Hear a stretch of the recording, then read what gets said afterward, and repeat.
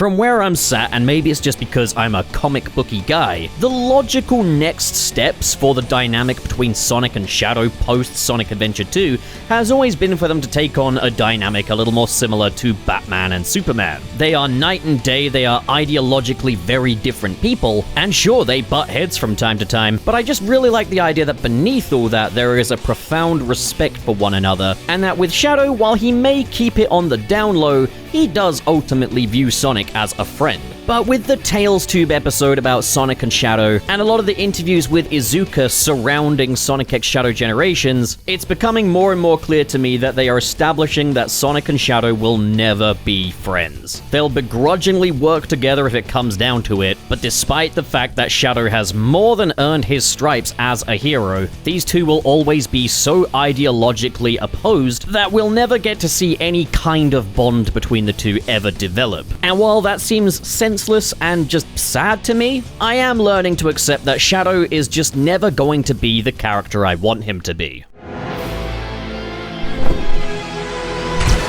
Okay, you know what? We'll put a pin in it. We'll come back to that some other time. Subscribe if you haven't already, and if you really want to go the extra mile in supporting me, the link to my Patreon is in the description below. You know what to do. Thank you so much. Hey, what's up? I'm Channel Pup Fanboy Supervillain, and today I'm not allowed to complain. It's one thing when one of my hyperfixations releases a new thing, but it's another thing entirely when two of my hyperfixations come together in a meaningful way beyond just references. And Sega and DC Comics have come together to ensure that this 21st night of September is one that I will always remember. Fun fact, that's one of my favorite songs. Now, Sonic the Hedgehog and the DC Universe have a history of kind of flirting with one another. The first instance I can think of a possible Batman reference making its way into Sonic would be in Sonic CD's hidden artwork. One image depicts a Sonic with giant bat ears who is built like a brick shithouse against a lightning strike backdrop. With that being said, this might not necessarily be Batman, this could effectively just be Sonic as a demon or a gargoyle, so officially speaking, I'm not counting that one. The first Batman reference in Sonic the Hedgehog that I can think of anyway, in Sonic the Hedgehog issue 8 by Archie Comics. Dr. Robotnik is taking inspiration from Crabmeat's comic collection to create brand new bots to take down Sonic, and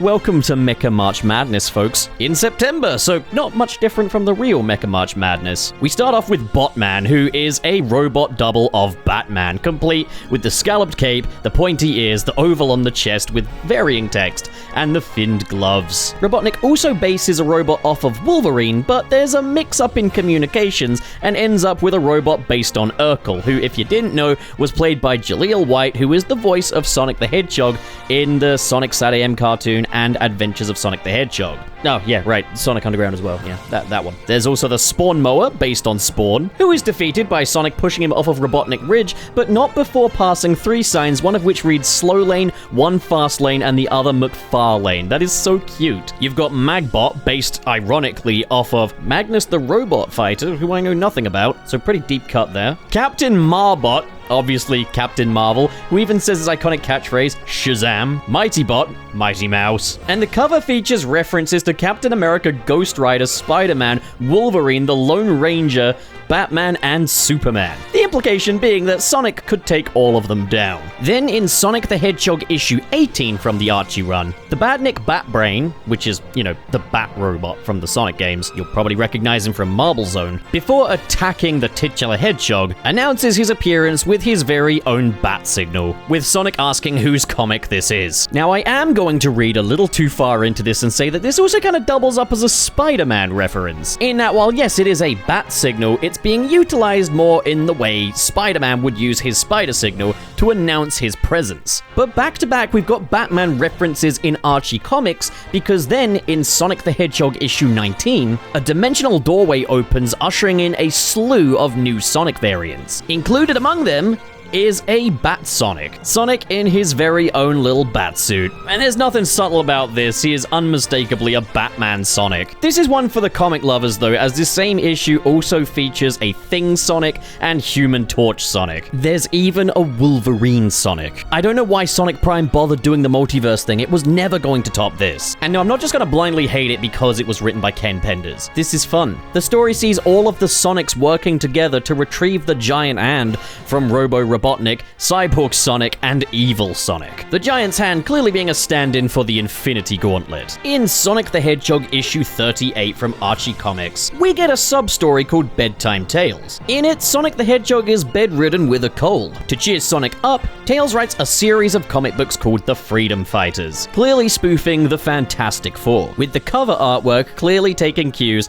from issue 3 of the Fantastic Four's original run, taking cues and poking a little tasteful fun at the Fantastic Four's origin story, with Tails taking the place of Johnny Storm, Sonic taking the place of Reed Richards, Sally taking the place of Sue Storm, and Rhoda taking the place of Ben Grimm. And Robotnik is now Robotnicus, who is clearly riffing on Galactus. But when Tails catches Sonic's cold the very next day, Sonic decides to return the favor with a comic book of his very own, Bat Sonic in The Dark Hog Returns, Sonic being depicted as Batman and Tails being depicted as Robin. I especially love this parody of the Comics Code Authority, kid-tested, mother-approved. The covers of these issues are even included as pin-ups at the very end as well. Then in October of 1998, we have the Sonic Super Special number 7, a crossover between Archie Comics and Image Comics, which features various different Archie, Sonic, and Image Comics characters all coming together for an interdimensional adventure against Dr. Droid. While this is a Sonic Super Special, Sonic isn't really the main character of this one. The main character is a woman called Particle, who is aided by X-Files parodies, Agents Scolder and Molly. This comic is truly bonkers, with so many different cameos from different Image Comics properties, yes, including Spawn, long before he'd go on to inspire Shadow the Hedgehog, but in Dr. Droid's prison, you can see various different shadows on the wall,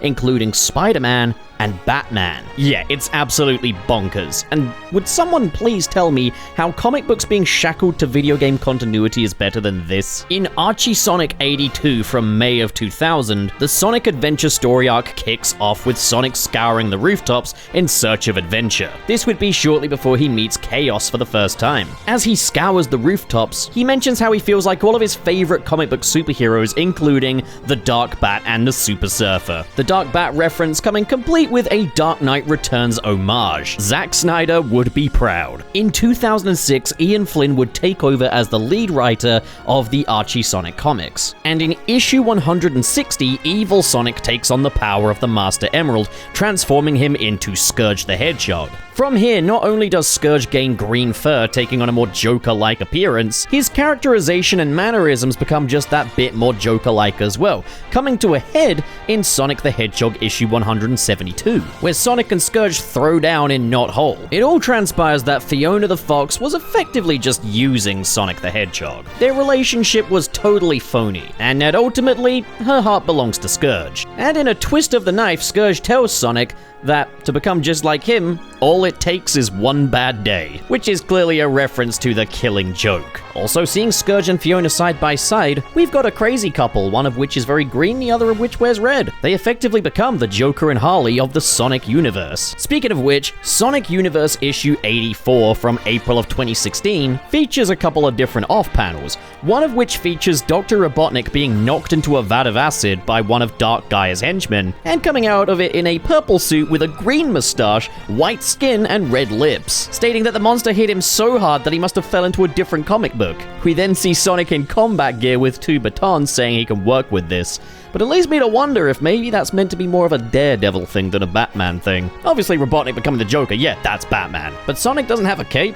he has batons. That's much more Daredevil. But it does say The Joker's Weird or Legends of the Dark Knot, so it's clearly meant to be Batman. 2016 saw the release of LEGO Dimensions. Batman was one of the main characters in that game, but Sonic could also be purchased. As part of the Toys to Life model, Batman, Wildstyle, and Gandalf all make little cameos in the Sonic story of LEGO Dimensions, but don't really interact. However, we do get an interaction between Sonic and Harley Quinn, where Sonic compares Harley Quinn to Amy Rose because of her red outfit and giant hammer.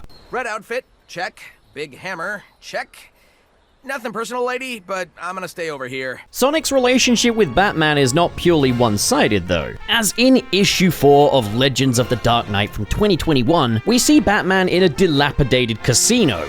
And that casino is one-to-one with the casino from Sonic Adventure. That is the exact same facade. The opening act of Sonic the Hedgehog 2 from 2022 features Sonic taking on his very own superhero persona, Blue Justice. And if it wasn't obvious that this was inspired by Batman, the social media page of the film tweeting Batman references, and having the Sonic signal shine on Leicester Square's Odeon on the release date of The Batman, made it pretty obvious that our beloved Blue Hedgehog is a Batman fan. Now here's just some minor crossover trivia. Roger Craig Smith has been the voice of Sonic the Hedgehog for well over 10 years now, but he also occasionally lends his voice to Batman as well, voicing Batman in 2 Arkham prequel games. There's Batman Arkham Origins and the upcoming Batman Arkham Shadow, among various other Batman projects. But then there's also Keanu Reeves, who voiced Batman in DC's League of Super Pets and will go on to voice Shadow in Sonic the Hedgehog 3. But then for today, as I record this anyway,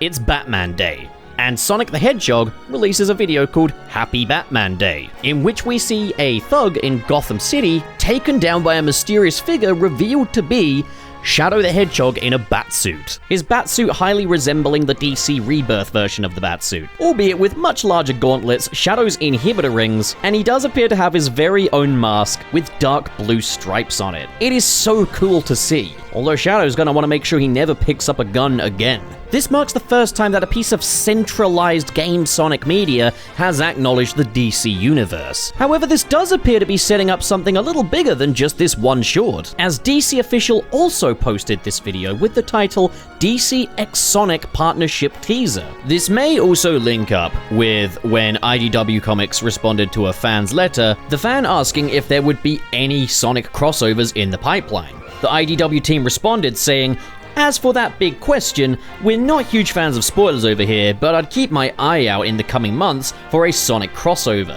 We can't say who it's going to be with, but they're a big threat to the Blue Blur and his friends." Could this be referring to DC? Right now it remains a mystery as to what this actually is. Here are some things it could possibly take the form of. Well, the Happy Batman Day animation was animated by Powerhouse, who usually make the accompanying animations for Sonic games. However, they are not working on Shadow Generations Dark Beginnings, just as they didn't work on the cutscenes in Sonic Superstars, but instead worked on Trio of Trouble. Could it be that maybe we're gonna get some Powerhouse animated shorts featuring DC characters? That'd be the dream. That'd probably be the best possible outcome. If Powerhouse are involved, yeah, that's probably the best possible outcome. And yes, Tyson Hesse was involved, as he clarified that no, they haven't ditched Shadow's mono eye, that is just how the mask looks. Maybe we could be getting some kind of crossover in the IDW comics, or maybe have Sonic appearing in a DC comic. Well, we do know that included in the digital deluxe edition of Sonic X Shadow Generations,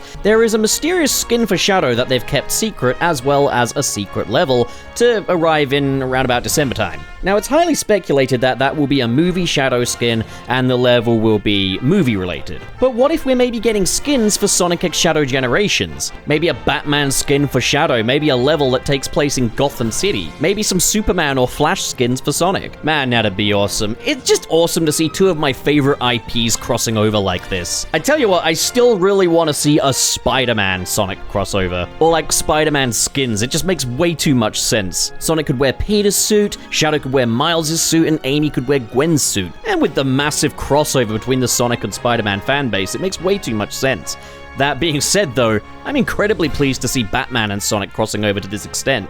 I wonder who the villain is going to be that's going to be giving Sonic some trouble, though. Can't imagine it being the Joker, as he'd probably be fairly small potatoes for Sonic. Maybe Lex Luthor? Reverse Flash could be super interesting. Either way, I'm really excited to see this shape up. I'm wondering if we're going to see some other Sonic and DC character mashups. I'd love to see Sonic as either Superman or the Flash. Amy as Wonder Woman makes a lot of sense. They got the same boots. But yeah, I'll keep on top of more details as they come. What do you guys think? Comment below, discuss, and as always, if you've enjoyed this video and you want to support more like it, be sure to hit subscribe, hit the like button, and in the description below is the link to my Patreon page, where for as little as $1 a month, you can get your name in the credits of these videos, with a special shout out going to the patrons in the $5 and above tier. They are Cho Henshin, KB, RT0, Cal-X, Hypes, Sad Goku, Daredeni, SSS06, Kale Bennett, Ken K, Mr. SP, Sirius the Skeptic, Biotin, oh no, I've used up all the helium, what am I meant to do now? And Vera Wild. Thank you, good folks, so much for your generosity, and to all of you at home, thank you so much for watching, and have a great day. Now get out of here.